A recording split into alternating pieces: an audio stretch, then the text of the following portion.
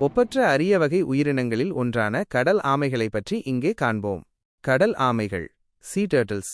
கடல் ஆமைகள் சுமார் 110 மில்லியன் ஆண்டுகளாக பூமியில் வாழ்ந்து வரும் பழமையான ஊர்வன வகையைச் சேர்ந்த உயிரினங்கள். இவை டைனோசர்களின் காலத்திலிருந்தே இருந்து வருகின்றன.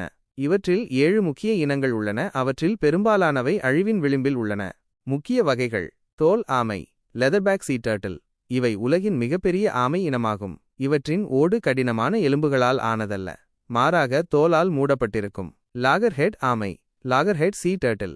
இவை பெரிய தலைகளையும் சக்தி வாய்ந்த தாடைகளையும் கொண்டிருக்கும். இவை ஓட்டுடைய மீன்கள் மற்றும் நண்டுகளை உண்ணும். பசுமை ஆமை கிரீன் சீ டர்ட்டில். இவை தாவர உண்ணிகள். இவற்றின் உடலில் உள்ள கொழுப்பு சத்து பச்சை நிறமாக இருப்பதால் இந்த பெயர் வந்தது. ஹாக்ஸ்பில் ஆமை ஹாக்ஸ்பில் சீ டர்ட்டில். இவற்றின் அலகு ஒரு வல்லூறு போன்ற கூர்மையான அமைப்பை கொண்டிருக்கும். பவளப்பாறைகளில் உள்ள மென்மையான உயிரினங்களை உண்ண இவை உதவுகின்றன. ஆலிவ் ரிட்லி ஆமை ஆலிவ் ரிட்லி சீ டர்ட்டில். இவை சிறிய அளவிலான ஆமைகள். அரிபாடா எனப்படும் பெரிய அளவிலான கூட்டமாக வந்து முட்டையிடுவது இவற்றின் சிறப்பு. கெம்ஸ் ரிட்லி ஆமை கெம்ஸ் ரிட்லி சீ டர்ட்டில். இவை மிக சிறிய அளவிலான கடல் ஆமை இனம். பிளாட்பேக் ஆமை பிளாட்பேக் சீ டர்ட்டில். இவை ஆஸ்திரேலிய கடலோர பகுதிகளில் மட்டுமே காணப்படும். இவற்றின் ஓடு தட்டையாக இருக்கும். அச்சுறுத்தல்கள்: கடல் ஆமைகள் பல அச்சுறுத்தல்களை எதிர்கொள்கின்றன. அவை இவற்றின் எண்ணிக்கையை வெகுவாக குறைத்துவிட்டன. சட்டவிரோத வேட்டை. இவற்றின் இறைச்சி, ஓடு மற்றும் முட்டைகளுக்காக இவை வேட்டையாடப்படுகின்றன.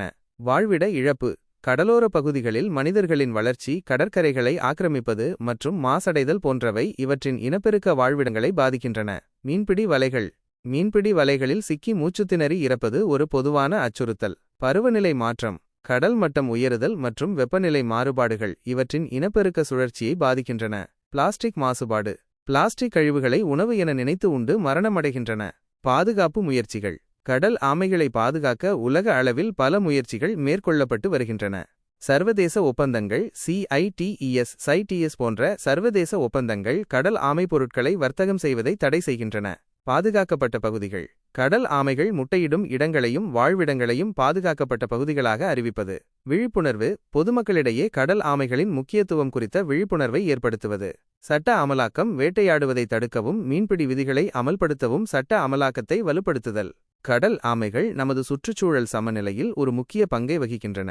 இவற்றை பாதுகாப்பது கடல் சுற்றுச்சூழல் மற்றும் பல்லுயிர் பெருக்கத்திற்கு மிகவும் அவசியம். உங்களுக்கு வேறு ஏதேனும் அரிய உயிரினத்தைப் பற்றி தெரிந்து கொள்ள வேண்டுமா?